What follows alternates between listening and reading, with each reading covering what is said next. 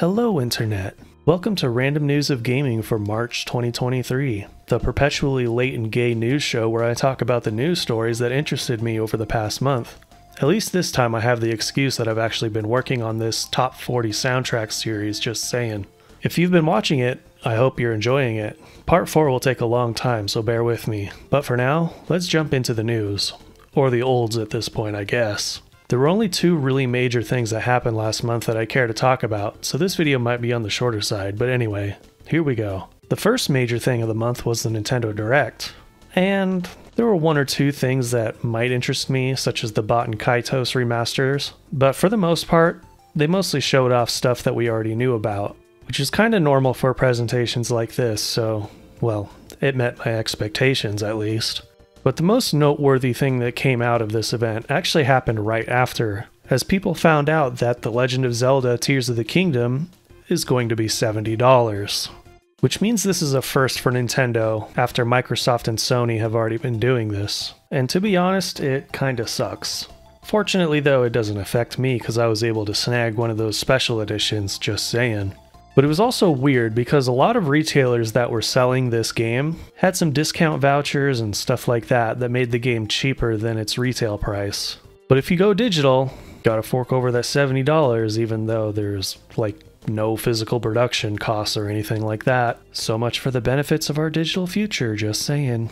But there was one other funny story that came out around the time of the Direct, and it was that some student at some university somewhere tried to get their classes canceled so that they could watch the Nintendo Direct, but the school actually perceived that as a bomb threat. So there was a lot of extra police on campus that day, just saying. But yeah, there was no threat, it was just a joke that one of the students was playing and they just took it the wrong way. But aside from that, it was a pretty normal Nintendo Direct, all things considered. So that wraps up our first major story. The second major story is Hogwarts Legacy again. Oh shit, here we go again. Yeah, this game was basically all over the headlines all month for various reasons. Of course, the ridiculous activists were up to their shenanigans the entire month, such as bullying streamers who were playing the game and then creating a site to track people who streamed the game as well. That got shut down fairly quickly, fortunately. But I think the two highest profile streamers that were at the center of attention were Silverveil and Pikami, two VTubers who wanted to play the game, and they both had two very different reactions to the drama. We saw Silverveil basically crying in public over all the harassment she was getting, but afterwards, she decided to say fuck the haters and stream the game anyway. Which, in my opinion, is the best thing you can do in this situation. On the other hand, when Pikami started getting harassed over this game, she basically went into hiding and stopped posting content for like a month. And shortly after the game came out, she announced that she would be quitting streaming basically. So yeah, obviously there were a lot of people really unhappy about this, so I honestly think these activists have made themselves and their cause look worse than anything. I don't think people are going to forget this one. But aside from those crazy people, let's move on to some other crazy people, game journalists. For example, Wired.com gave the game a 1 out of 10 for political reasons, basically showing that they have zero credibility.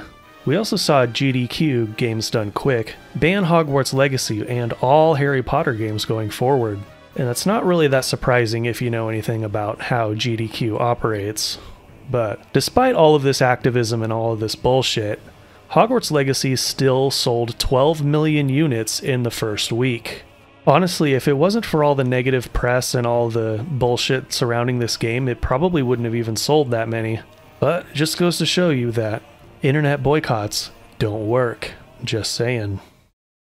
Moving on to some smaller stories, we have Multiverses, the Smash wannabe game, dropping 99% of its player count since launch. And if you ask me, I'd blame that almost entirely on its free-to-play Battle Pass monetization bullshit, because there was a lot of lovable characters and a lot of potential for this game to be successful. But it just has that stench of corporate video game that turns a lot of people off after a while.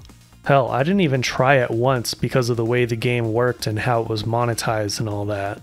Next up, we have Microsoft entering a 10-year Call of Duty deal with Nintendo, and I honestly have no idea how this is going to work because the Call of Duty games would make a Nintendo Switch explode. But I guess we'll have to wait and see. One thing that did happen because of this news, however, was the Sony ponies coping and seething over it, which is always hilarious. And speaking of which, we also had a Sony State of Play last month, and it was honestly really bad. Even some of the most die-hard PlayStation fanboys were not happy with it, because they spent way too much time going over the new Suicide Squad game that honestly nobody should care about because it's another corporate video game with a battle pass and stupid monetization and all that. This industry sucks sometimes. Moving on from that though, we have the Pokemon Presents presentation, which was probably worse than the State of Play because it showed nothing. At least, nothing that anyone who actually plays video games would care about. Just a bunch of cell phone apps and stupid gimmicky things that are related to Pokemon that, honestly, who gives a fuck? Moving on. The last story we have is that Ubisoft confirmed that they will be at E3 this year, meaning they're like the only one. So, nobody should care because Ubisoft sucks. Just saying. So, let's move on to some releases for March. Starting off, we have Vernal Edge coming out on March 14th. Which is a pixel art Metroidvania that honestly has some pretty wild looking combat, and I'm actually really looking forward to trying this one. Coming out on March 16th, we have some absolute weeb shit called Alice Gear Aegis CS. And this game's actually not coming out on PC, only on Switch and PlayStation. But here's a little PSA for you. Do not buy it on PlayStation. We'll talk about that next month, just saying. March 24th, we have Atelier Ryza 3, finally coming out after getting delayed last month. So I'm really looking forward to finishing off this trilogy, and if this one turns out as good as it looks, it may be a contender for my game of the year. We'll see. On March 27th, we have 9 Years of Shadows, another pixel art Metroidvania that I'm really looking forward to. I actually mentioned this one in my October 2022 video, but it got delayed, so here it is now. And lastly, we have a game called Terra Nil, which is a base building sort of game, but with a twist. On this one, you're working on a barren planet to sort of bring life back to it. And then you leave, I guess. It's kind of a weird concept, but also kind of cool, so now you have a game where you can put all that imaginary green technology to use, just saying. Well, that's all I got for this video. Just thought I should mention that if you enjoyed the music of this video, head on over to my Top 40 Video Game Soundtrack series to see more of it. If you want to see more stuff from me, don't forget to subscribe, and you can also follow me on the Twitter. I also have a Discord server, you can find that in the community tab on my channel.